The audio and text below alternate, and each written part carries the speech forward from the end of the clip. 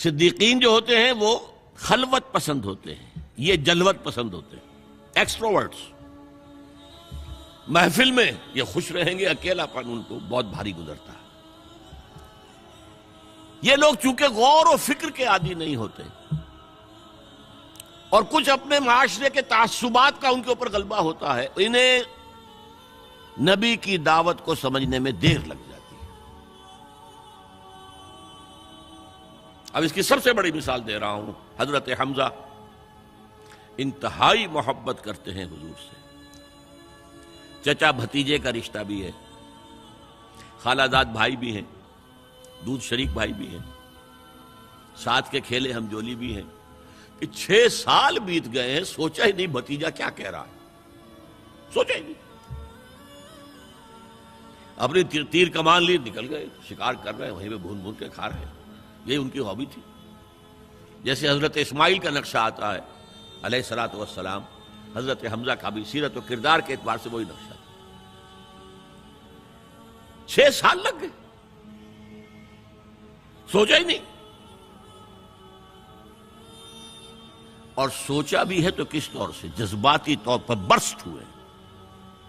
ایک روز شکار سے واپس آیا، ابھی گھر میں داخل نہیں ہوئے تھے کہ صوبیہ وہ لونڈی جس نے دونوں کو دودھ پلایا تھا، حضور کو بھی اور ان کو بھی، اور انہوں نے کہا کہ حمزہ آج تو ابو جہل نے تمہارے بھتیجے کے ساتھ بہت برا سلوک کیا ہے۔ گھر میں داخل نہیں ہوئے، سیدھے گئے جہاں وہ اپنا پرا جمائے بیٹھا تھا، اس کے سر پر جا کر کمان ماری، سر پھٹ گیا اس کا۔ کہا تم نے یہ کیا ہے؟ اچھا تم اس کے خلاف ہو، چلو میں اس پر ایمان لاتا ہوں، آؤ میدان میں۔ جذباتی انداز ہے، یہ غور و فکر کا معاملہ نہیں تھا، جذباتی تھا۔ یہی معاملہ حضرت عمر کا ہے، تلوار لے کر نکلے ہیں، ننگی تلوار، آج تو گردن اڑا کے آؤں گا محمد کی صلی اللہ علیہ وسلم۔ یہ کل کل کل کل ہر گھر میں لڑائی ہے، اولاد ماں باپ سے جدا ہو گئی، بھائی بھائی سے کٹ گیا، بہن بھائی سے جدا ہو گیا، شوہر بیوی سے، بیوی شوہر سے جدا ہو گئی۔ یہ محمد نے کیا ہمارے معاشرے کے ساتھ کیا صلی اللہ علیہ وسلم، وفداہ آباؤنا و امہاتنا۔ لہذا آج تو قصہ پاک کر کے آؤں۔ وہ بھی اسی طرح کے تھے، پہلوان قسم کے آدمی، ادھر اس کو کندھا مارا، ادھر اس سے لڑے، ادھر اس سے کشتی کر رہے ہیں، اس طرح کے آدمی تھے۔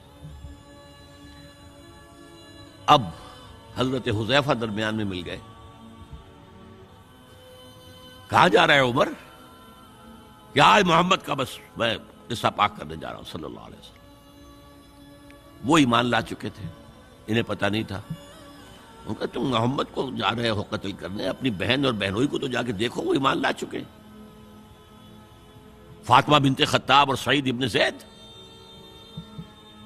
اب جو انہیں غصہ چڑھا ہے، آگ بگولا ہو کر آئے، دروازہ پیٹا ہے، وہاں اندر میاں بیوی بیٹھے ہوئے، سورہ شعراء کی آیات، سورہ طٰہٰ کی آیات نازل ہوئی تھی، اور حضرت خباب بن الارت آئے تھے وہاں پہ انہیں پڑھانے کے لیے، تو پڑھا رہے تھے۔ معلوم عمر آ گیا، انہیں تو کہیں چھپایا، دروازہ کھولا، کیا پڑھ رہے تھے تم؟ یہ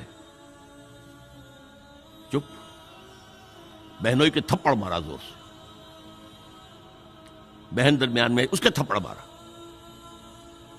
بہن کا ایک جملہ، عمر چاہے تم ہمیں ہلاک کر دو، اب جو دین ہم نے اختیار کیا ہم نہیں چھوڑنے والے۔ موم ہو گیا۔ یہ صنف نازک، اس میں اتنا دم خم کہاں سے آ گیا؟ عرب کے اس معاشرے میں عورتوں کا مقام کیا تھا؟ ان کی کوئی حیثیت تھی کہ مردوں کے سامنے بول سکے؟ اچھا کیا پڑھ رہے تھے مجھے بتاؤ؟ نہیں تم نجس ہو، وہ کلام پاک ہے، تم نہیں پڑھ سکتے، نہاؤ۔ غسل کرایا، پھر سورہ طٰہٰ کی آیات پڑھی، ایمان لے آئے۔ جو تلوار ننگی کر کے جا رہے تھے، اس کو جیسے غلاموں کا رواج تھا کہ وہ تلوار کو اپنی گردن کے اندر لٹکاتے تھے، وہ لٹکا کر لے کر گئے۔ یہ شہداء ہے۔ ہماری امت کے عظیم ترین صدیق ابو بکر اور عثمان رضی اللہ تعالی عنہما، اور عظیم ترین شہداء حمزہ اور عمر رضی اللہ تعالی عنہ۔ اب آئیے آخری مرحلہ میری گفتگو کا۔ جن لوگوں نے حضور کا ساتھ دیا اور ساتھ دینے میں یہ شہداء آگے نکل جاتے، صدیقین پیچھے رہ جاتے.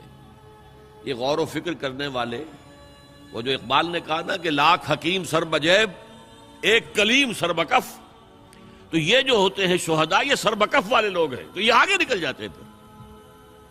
لہذا حضرت عمر کے ایمان لانے پر پھر مسلمانوں نے مسجد کے اندر آ کر اور کھلا صحن کعبہ کے اندر آ کر نماز پڑھی. اور جب ہجرت کے لیے نکلے ہیں تو اعلان کر، باقی چھپ کے نکلتے تھے صحابہ، چھپ کر پتہ لگ جائے کسی کو. اور آپ نے آ کر وہاں 2 رکعت نماز پڑھی اور کہا دیکھو میں جا رہا ہوں، ہجرت کر رہا ہوں، اگر کسی کی خواہش ہو کہ اس کی ماں اسے روئے تو آئے اس پہاڑ کے پیچھے میرا مقابلہ کر لے اور روک لے مجھے. تو یہ تھے حضرت عمر.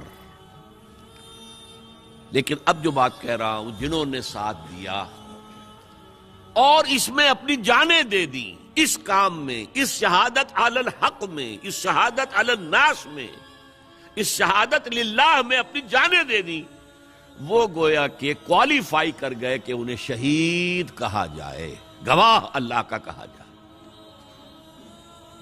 اب حضور کی آنکھ بند ہو رہی ہے. سب سے بڑی اگریو پارٹی کون سی تھی؟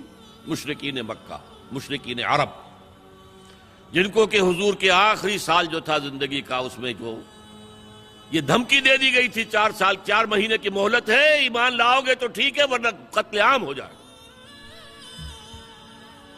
اب وہ جو سر اپنا دبک کر بیٹھ گئے تھے، اب وہ کھڑے ہوئے. This is the time to strike back. جھوٹے نبی کھڑے ہو گئے، زکوٰۃ نہیں دیں گے. ارتداد، نوٹ کیجئے میری بات، اذا جاء نصر اللہ والفتح ورأیت الناس يدخلون فی دین اللہ افواجا، اور حضور کے انتقال کے بعد یخرجون من دین اللہ افواجا، نکل گئے اللہ کے دین سے فوج در فوج. یہ وقت تھا، ابو بکر کھڑے ہوئے ہیں، آہنی عزم والا شخص، بہت منحنی سے انسان، کمزور سے انسان، رقیق القلب انسان، لیکن عزم کوہ ہمالہ والا تھا اندر. جنگیں کی ہیں. عمر جیسا شخص بھی کہہ رہا ہے رضی اللہ تعالی عنہ کہ دیکھیے مصلحت دیکھیے، آپ نے جیش اسامہ کو روانہ کر دیا ہے، ٹھیک ہے، حضور نے تیار کیا تھا، آپ نے کہا میں کیسے روک لوں. آپ نے نئے نبوت کے جو ماننے والے ان کے خلاف جہاد شروع کر دیا ہے، وہ بھی ٹھیک ہے، وہ مرتد ہیں، کرنا ہوگا. لیکن ان زکوٰۃ والوں سے آپ نرمی برتیں. انہوں نے کوئی کفر نہیں کیا ہے، نماز کا انکار نہیں کیا، زکوٰۃ کا بھی انکار نہیں کیا ہے. وہ کہتے ہیں تمہیں نہیں دیں گے، ہم اپنے طور پر اپنی زکوٰۃ جمع کریں گے، اپنے غریبوں میں تقسیم کر دیں گے. حضرت ابوبکر نے فرمایا کہ خدا کی قسم اگر حضور کے زمانے میں یہ اونٹ جب دیتے تھے زکوٰۃ کے، اور اس کے ساتھ اونٹ کا گھٹنا باندھنے والی رسی بھی دیتے تھے، اور آپ کہیں کہ اونٹ لے جاؤ رسی نہیں دیں گے، تب بھی میں جنگ کروں گا. ایبدل الدین وانا حی، کیا دین میں ترمیم ہو جائے گی جبکہ میں ابھی زندہ ہوں؟ اور اگر کوئی میرے ساتھ نہیں جائے گا تو میں اکیلا جاؤں.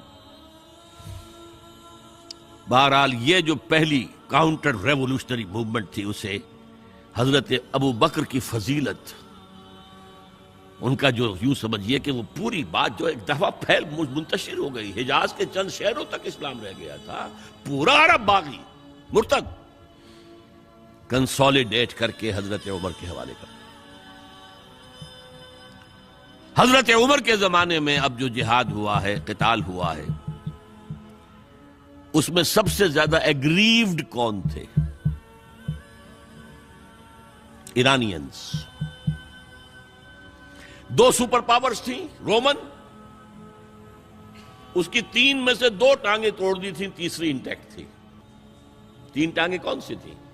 نارتھ افریقہ پورا اس کے پاس تھا، وہ نکل گیا. ویسٹ افریقہ، شام، ترکی، فلسطین کا علاقہ اس کے پاس تھا، وہ نکل گیا، مسلمان لے گئے.